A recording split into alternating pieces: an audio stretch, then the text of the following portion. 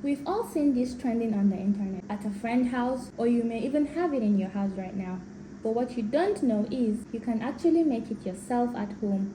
In this video, I am going to show you how you can create this at home using the necessary materials. All will be available, and these are things you can source yourself online or at a nearby local store.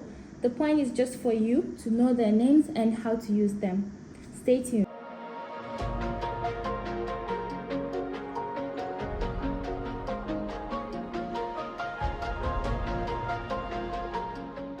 These pieces, known as concrete pieces, gypsum pieces, or jasmonite pieces, are eco-friendly and very safe to use.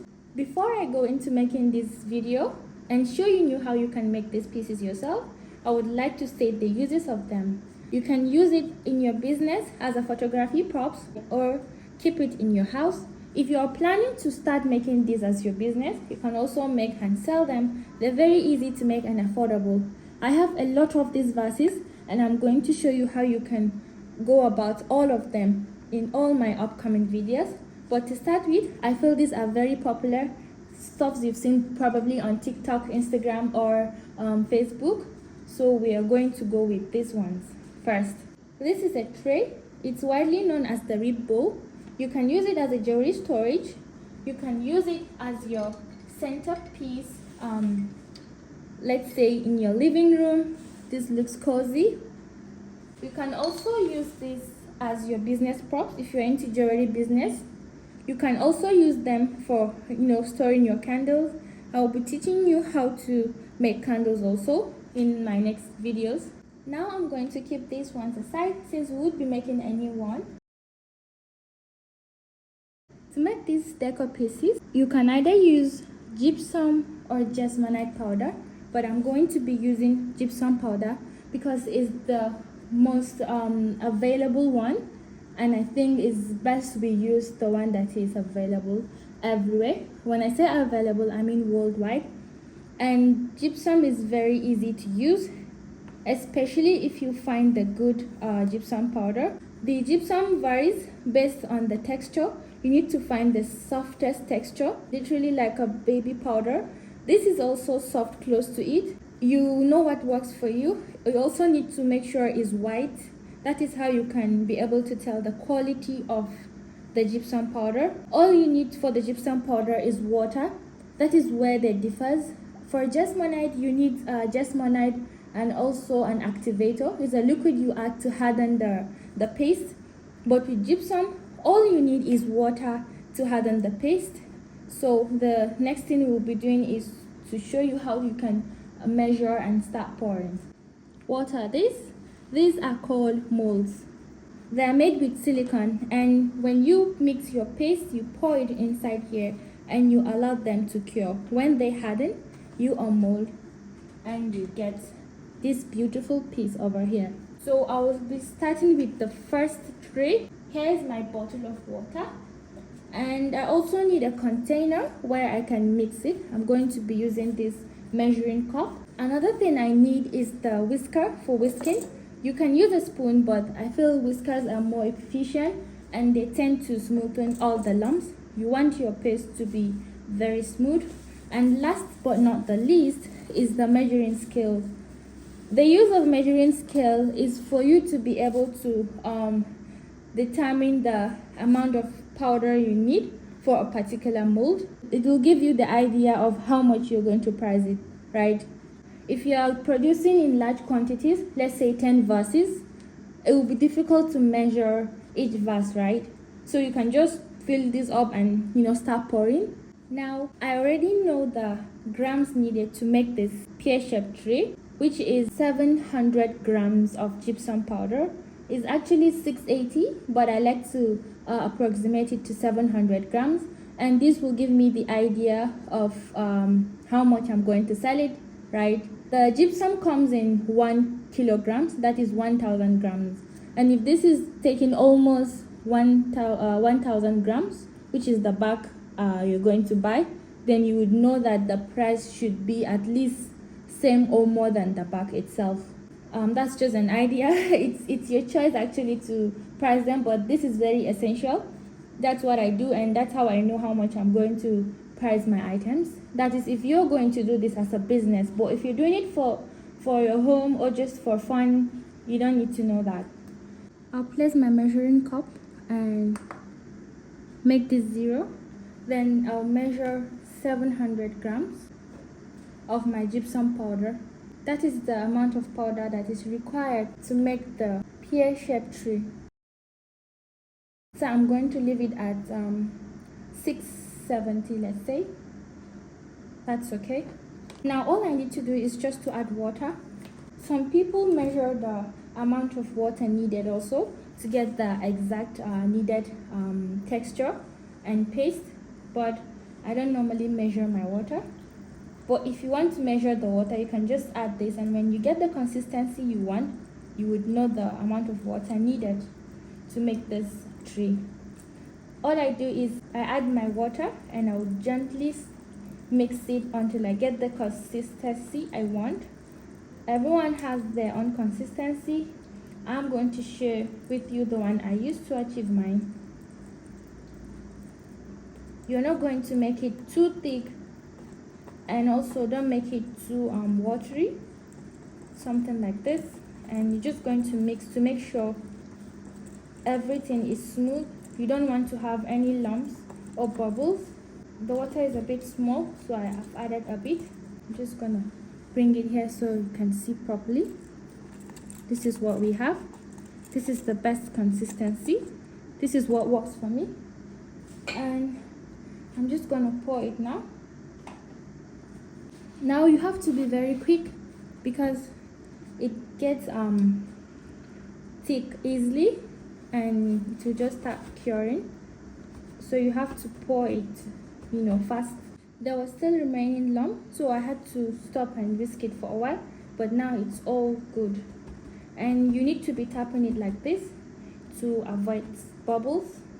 When you have bubbles, it's going to leave a hole in the finished tree, so you need to tap it like this gently. Now we're going to let this sit in and cure. It takes like 30 minutes depending on your gypsum. For mine, 20 minutes it's enough for this to cure, and I can unmold it.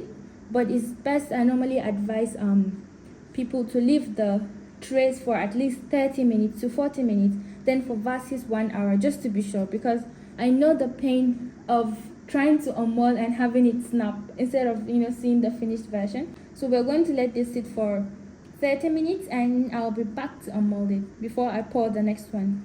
Hey, I'm back. It's just been 10 minutes and it's already solid, so I just thought, why not unmold? In gypsum language we call it has cured. So this is cured.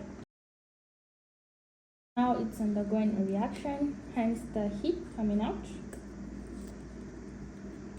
otherwise called exothermic reaction, if I'm not mistaken. If I am wrong, please correct me in the comment section.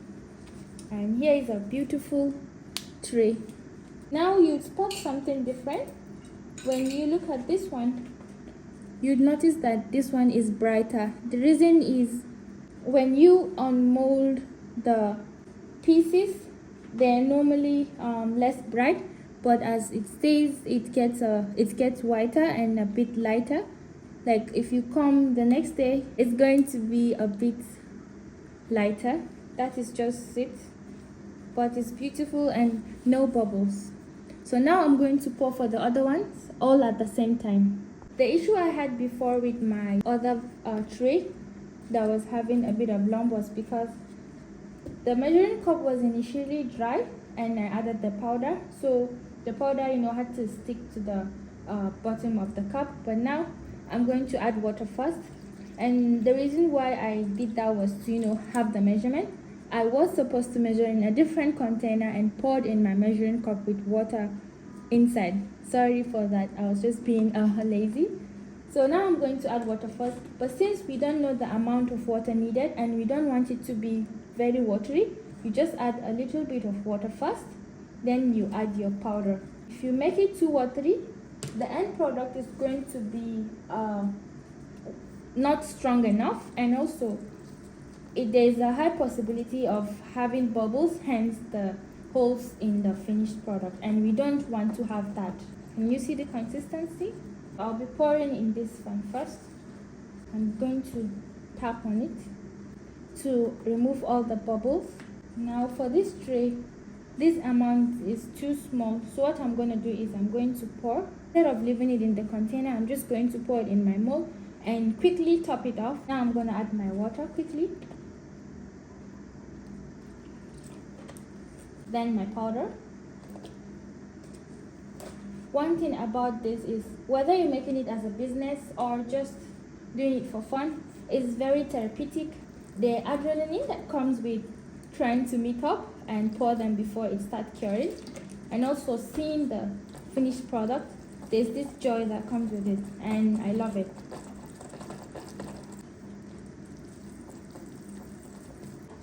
The reason why I am pouring much is because I still have 2 left, so that's why I'm pouring much. If not, if it is just for this tray, I would have poured just little powder, but now I need more paste since I have 2 molds left to pour inside. And pour inside. Hopefully it hasn't fully cured, so I'm just going to tap it like this. You need to really tap it to avoid bubbles. I'm gonna pour for this guy. Now there's tricky stuff about this particular vase. It normally breaks here, so I normally like to let it sit for at least an hour to make sure it is fully cured to avoid any breakage. Last but not the least is this, I call it the test tube vase. Gently add my powder inside. So I'm just going to be doing it bit by bit so as not to have excess. I don't want to have excess paste. And I'll pour inside.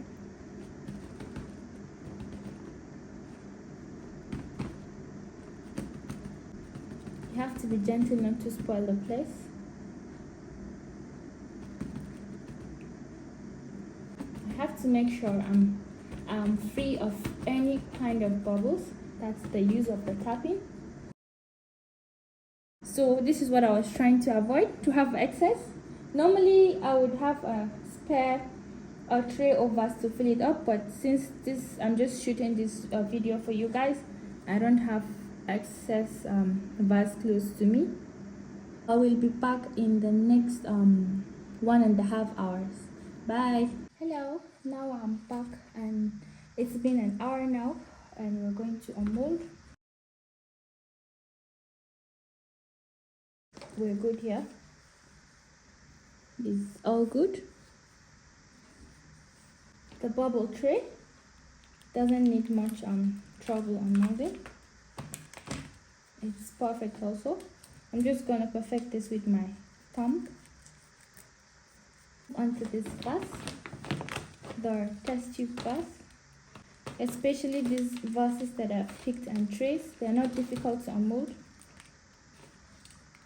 Just gently detach the item from the mold.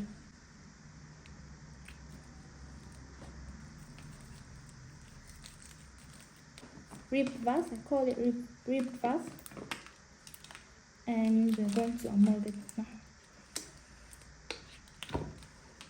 1, 2, go. That's all. This part can be a bit tricky, so you just make sure you pull it off gently, but you have to be quick about it. There, now we have our pieces. Let me just clean up this place and show you the perfect results. There we have our final outcome. All you need is to let them sit for a day to finish curing properly. I call it, in a layman terms, you're gonna say dry up, but in this art language, we say let it cure. So we just need to let it cure for like 24 to 48 hours. And that's all. The next step we're gonna take is to seal the items. So in the next video, I'm going to show you how you can seal your items. When we say seal, I mean even if I pour water inside, the water is not going to absorb, because these concrete items are porous items. So if I pour water here, the tray is going to absorb the water. But when I use a sealer to seal the inside, it is not going to absorb water. It will retain the water like a container instead of absorbing the water. So in our next video, I'm going to show you how you can seal these items and be ready for purchase or find a new home. Thank you so much for watching my video. Don't forget to like, share and subscribe. See you on my next video on how to seal these items. Probably would make 1 or 2 vases. In this channel, I'm going to show you the tips and tricks on how you can work with gypsum art in general. We'll also introduce resins, candle making, and wall frames, hand painted art, all art related stuffs. Thank you so much and see you next time. Bye.